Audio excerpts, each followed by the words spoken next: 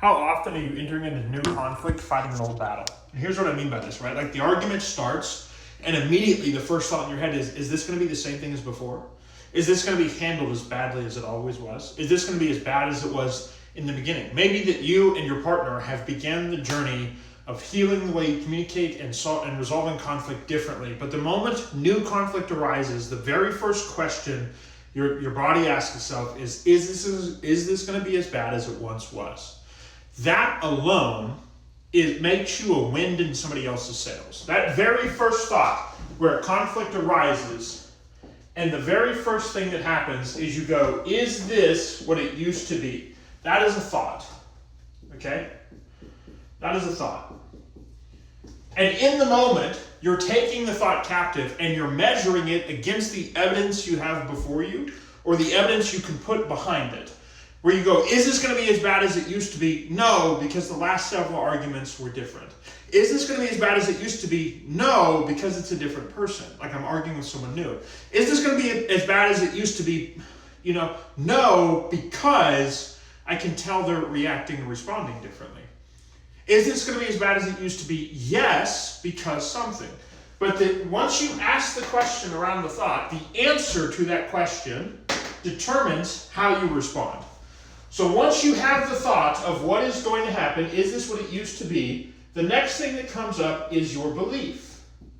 And the belief is measured against the evidence you have, either in the past or in the moment. That dictates your actions in that moment, how you show up, which gives you your results of what is the result of this argument going to be. This is terrible handwriting. It's really low. I'm doing it quick, okay? So the entire issue around what comes next is what you believe to be true, either based on the evidence you've been through before or the evidence that you currently have in front of you in this moment, okay?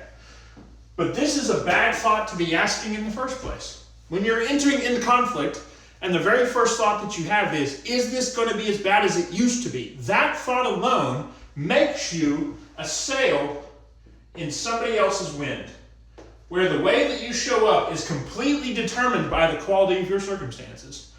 The way you show up is completely determined by, are there any waves? Are there any wind? How strong is the wind blowing? What's the knots behind these?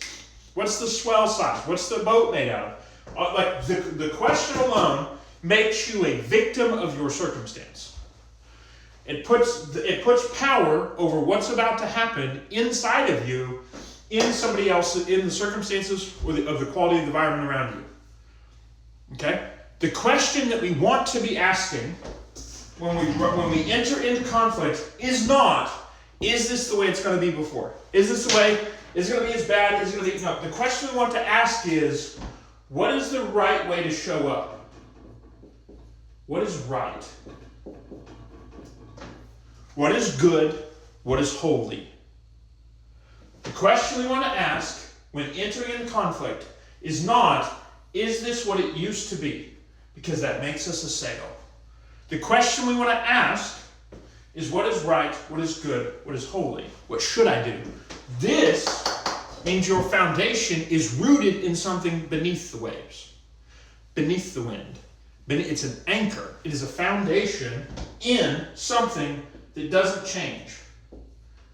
His name is Jesus. There is a huge significance in what you think. It's why the Bible tells you to take your thought captive. Take every thought captive, submit it before the Lord. The thoughts you have in little everyday moments dictate everything that comes after it. The thoughts you accept become the beliefs that you have.